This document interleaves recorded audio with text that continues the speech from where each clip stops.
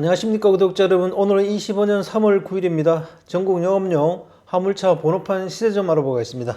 먼저 대표님 본인 소개 좀 해주세요. 예, 안녕하세요. 전국구 영업용 칼산상사 이원복입니다.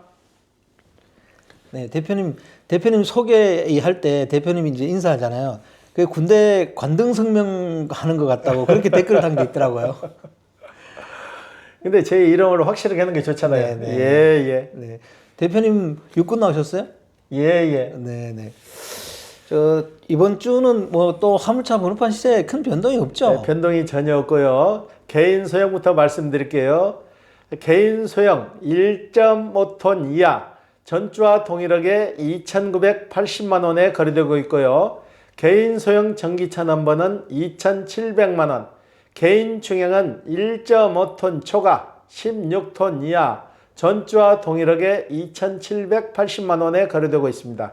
개인 대형은 16톤 초과 차량 3,600만 원에 거래되고 있고요. 출애라는 5,800만 원, 5톤 덤프는 3,600만 원에 거래되고 있습니다. 네, 대표님.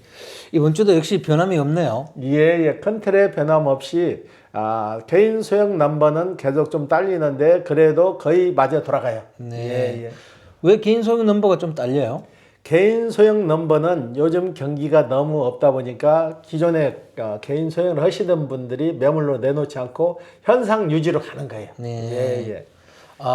현상 유지를 하니까 번호판을 내놓지 않기 때문에 매수자들이 좀 뭐 기다려야 되거나 그래야 되는 건가요? 예. 그런데 기다릴 정도는 아니고 그래도 그때 소화는 다 되고 있어요. 네네. 예. 개인 중형은요?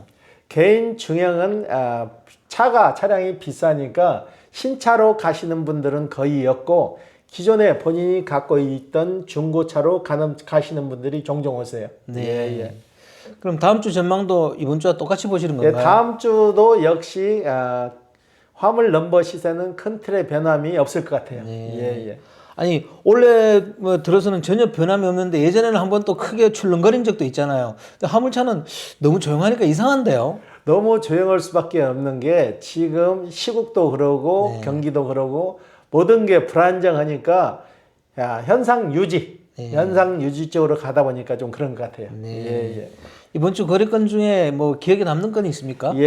저고 초등학교 때부터 고등학교 때까지 학교 동창 친구가 있어요.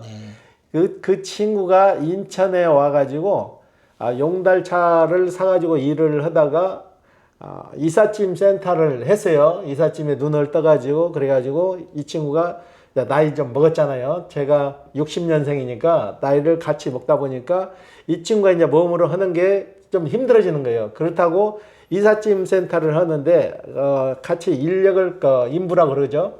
인부 구하기가 힘들어가지고 외국인들도 쓰고 했는데 그게 좀 더 힘들어졌나 봐요. 그래가지고 나이도 먹고 그러고 이제 그동안 이 친구가 워낙 성실하게 일해가지고 돈을 좀 많이 모아놨어요. 모아놨고 건물도 사고 아파트도 사고 그래서 이제는 일을 안 해도 먹고 살 만큼 되니까 개인 소형 한 대만 남겨놓고 주선사업 이삿짐 주선사업도 이 친구는 공짜로 받았어요. 전에는 신고만 하면은 주선사업을 내줬거든요. 이사는.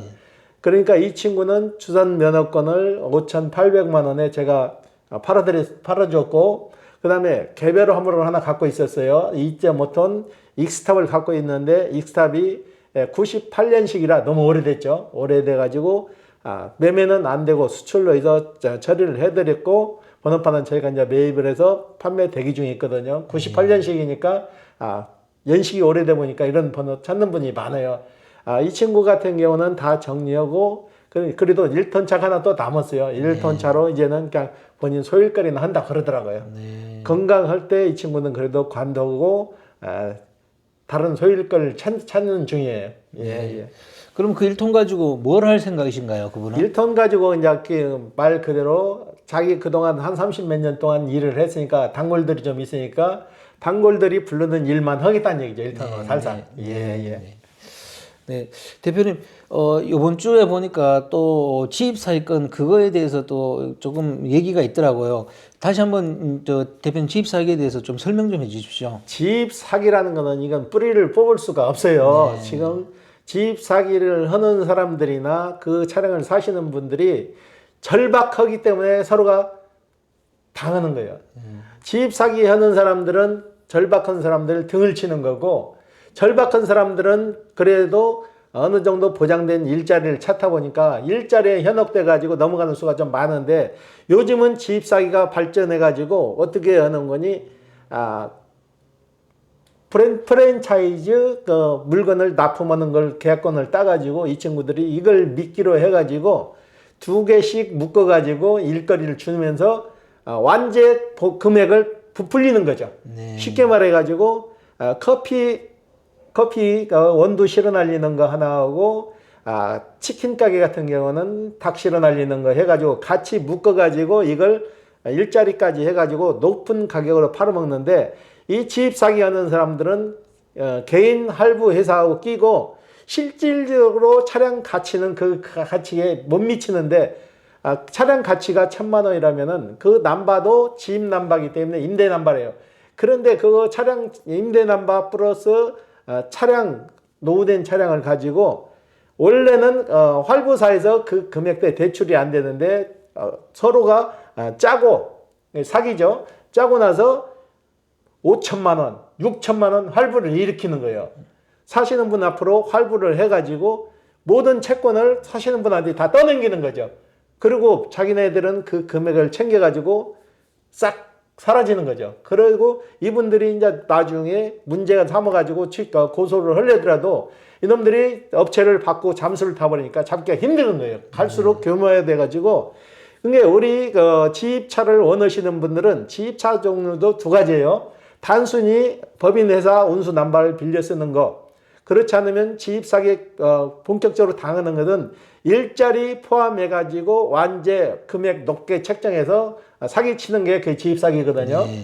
이게 가장 현혹되기 쉬운 게 너무나 큰 금액을 부풀려고 완제해서 얼마니까 거기에 넘어가시는 거예요. 네. 절대 그렇게 높은 금액에 일자리는 보장되지 않으니까, 이런 계약하기 전에 같은 경우는 본인이 믿업지 않으면은 저희 같은 전문가한테 문의만 한번 하면 우리가 바로 지입사기니까 하지 마세요 하는데도 이 사람들이 그걸 믿질 않아요. 지입사기 하는 사람들이 너무나 교묘하게 속이니까 속아 넘어갈 수밖에 없는 거죠.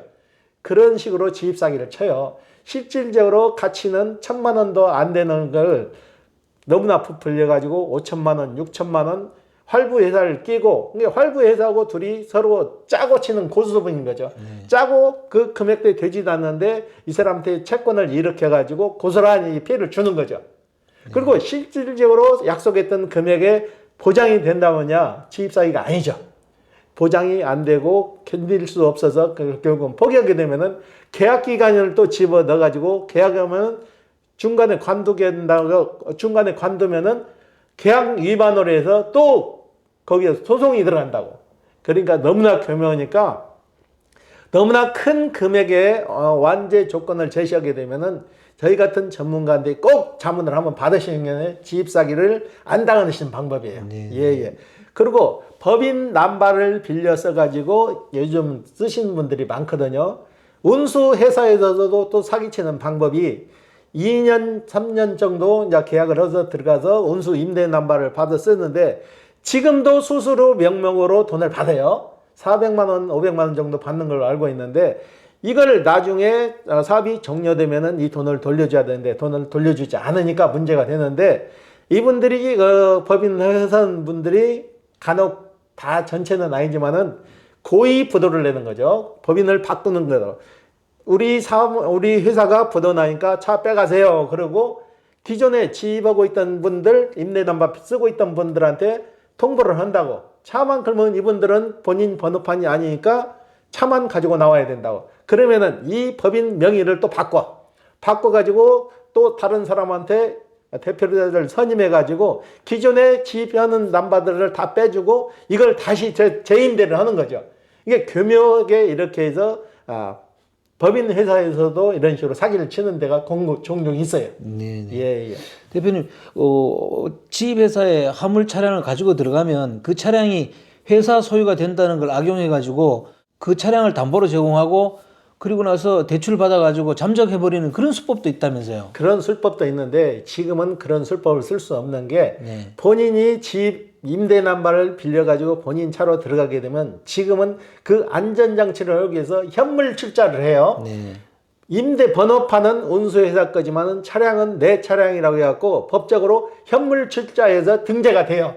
그렇기 때문에 지금은 그런 차는 손을 못 대는 거죠. 차주 따로 임대 남바 따로이기 때문에 손을 못 대는데 만약에 현물 출자를 않고 회사에다 다 이름에서 맡겨놓으면 회사에서 자기들 마음대로 자기 차량이 돼버려 회사 차량이 되니까 거기에서 사기를 치는 거죠. 예. 최근에 대표님께서 지입 사기건으로 상담한 건 있으면 그거 하나 좀 들려주십시오. 제가 저 전에도 말씀드렸는데 얼마 전에도 똑같은 거예요. 커피하고 생닭을 실어 날리는 업체인데 두 분이 똑같이 사기를 당했는데 한 회사에 똑같이 사기를 당했는데 계약 기간도 3년씩 써가지고 왔는데 실질적으로 금액대는 차가 노후돼서 쓰지도 못하는 차를 4천만 원, 5천만 원 해가지고 계약서를 쓰고 활부 회사에서 그 돈을 진행을 해서 했는데 이 사람들이 한 달도 못 버티고 둘이 다 관둔 거예요. 관둬가지고 계약을 해지하려고 하니까 너희들 계약기간 위반했으니까 거기에 대한 위약금 내야 되고 그 다음에 활부 책정을 한 거잖아요. 활부 책정한 것도 활부 회사에서 지입 들어간 차주한테 다 물리기 때문에 이분들이 갚을 능력이 없어가지고 저희한테 상담이 와가지고 어떻게 했으면 쓰겠냐 해가지고 제가 그랬어요. 우리 사장님들 가진 재산이 얼마나 됩니까? 한 게 재산이 없대요. 아무것도 없대. 그런 사람들한테 꼭 사기를 쳐요. 그래서 그러면은 내용 증명을 보내라. 내용 증명을 보내서 그 실질적인 차 가격이 이 가격이 안 되는데 너희들이 그 가격을 줬으니까 활부사에서 너희들이 다시 가져가라. 가져가라고 활부사에 떠넘기라고 그랬어요. 활부사에 떠넘기고 파산 신청을 해버리라고 그랬어요. 이 금액을 변제할 능력이 없으면은 계속 끌려다니니까 차라리 파산 신고를 해라고 해갖고 두 분 다 파산 신고를 해버렸어요. 네. 이거 안타까운 일이죠. 네. 예, 없는 사람 결국은 더 죽이는 꼴이 되는 거잖아요. 네. 예. 그런 지입 사기와 연결된 그 캐피탈 업체도 그 내용을 잘 알고 있을 것 같은데요. 서로가 짜고 치는 거죠. 쉽게 말해가지고 담보 능력 따라서 대출을 해줘야 되는 게 맞잖아요. 그 차량이 연식이 좋고 가격대가 높게 낸다면 그 금액을 대출해줘도 맞지만은 그 실질적으로 가격도 안 나가는 차를 5천만 원, 6천만 원 돈을 해가지고 지입하는 사람한테 돈을 주는 게 아니잖아요. 자기네들끼리 지입사하고 자기네들끼리 활부사하고 둘이 돈을 주고받은 거잖아요. 실질적으로 집 차주는 그 돈 보지도 못했다고. 네. 그래서 그 중간에 그 돈이 없어져 버린 거잖아요. 네. 활부사에서도 그 내용을 다 알고 있는 거죠. 근데 그 활부사가 정상적인 활부사가 아니고 제3금융, 4금융권에 대한 사채업자죠. 사채업자. 네. 그래서 거기서 당하는 거예요. 예. 지입 회사에 들어가시는 분들은요, 개인 소형 번호판을 사서 이렇게 콜바리를 할 수 없기 때문에 그냥 일감 때문에 자꾸 지입회사로 그렇게 들어가시려고 하는 건가요? 그렇죠. 완제라는 금액이 현혹된 거죠. 완제라는 금액에 쉽게 말해서 실질적으로 그 돈벌이가 밖에 나가서 완제라는 거는 보장을 해준다는 얘기예요. 500만 원, 600만 원, 700만 원 보장을 해준다니까 거기에 혹해서 가는데 그렇게 좋은 일자리는 있을 수도 없고 없는 거니까 절대 그런 일자리 완제 조건에 현혹되지 말아야 되는 거죠. 네. 예. 대표님, 화물일 처음 시작하려는 분들이 그 정상적인 지입회사하고 사기치는 지입회사하고 이렇게 어떻게 구분하면 될까요? 너무나 완제 금액을 크게 부풀리는 회사는 99.9%는 사기예요. 네. 그리고 내 차량 가치를 따졌을 때 내 차량 가치가 얼마 되지도 않는데 높은 금액을 설정해서 활부를 일으켰을 때는 이 활부사하고 지입사하고 사기치는 거니까 그 관계를 잘 숙지를 하셔야 될 것 같아요. 예. 대표님, 제가 들은 바로는 800만 원짜리 차를 갖다가 실제로는 5천만 원에 이렇게 판매를 했다는데 그 일반인들이 그 정도로 이렇게 모르고 차를 구매할 수밖에 없는 건가요? 알지만은 이게 지입이라는 것은 완제 금액을 워낙 높게 얘기하니까 거기에 뒤에 것은 생각을 못 하는 거죠. 네. 내가 받을 수 있는 금액만 생각하니까 그런 실수를 하시는 거예요. 네. 예. 그런 차 중고차 시장에 와가지고 물어보면 시세가 딱 나올 텐데 말이에요, 그죠? 전에 그 서울 사시는 분이 그런 분이 계셨잖아요. 자기가 집 들어가가지고 저희하고 유튜브 상에서도 많이 설전을 벌여갖고 집사를 다 없애야 된다. 왜 옹호를 하냐. 저한테 그렇게 설전을 벌이신 분이 있거든요.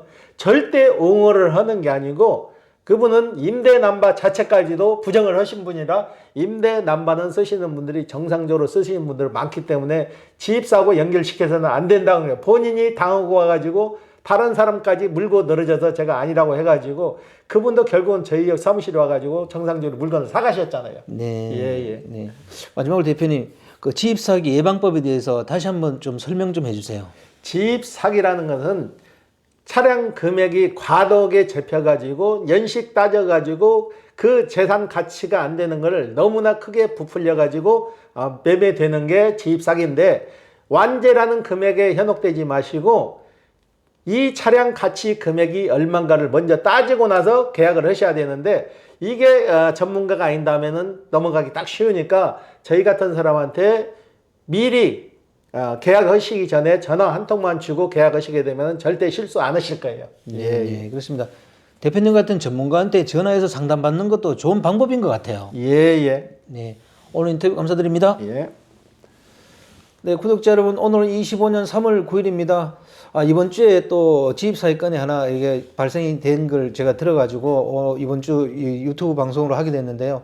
화물차 처음 시작하시는 분들은 이 화물차 시장에는 반드시 그 지입사기가 있다는 걸 아시고 정말 조심하셔야 됩니다. 급한 마음에 그냥 덜컥 들어오게 되면 자칫 잘못하면 지입사기를 당하고 정말 마음고생 엄청나게 하실 수가 있기 때문에 주변에 아는 분들한테 이렇게 다 물어보고 또 돌다리도 두들겨 보고 대표님 같은 전문가하고 상담을 하신 다음에 지입차를 시작하시든가 그렇게 해야 될 것 같습니다. 자, 호화제는 다음 주에 또 다른 주제로 구독자 여러분 찾아뵙겠습니다. 안녕히 계십시오. 호호 아재였습니다.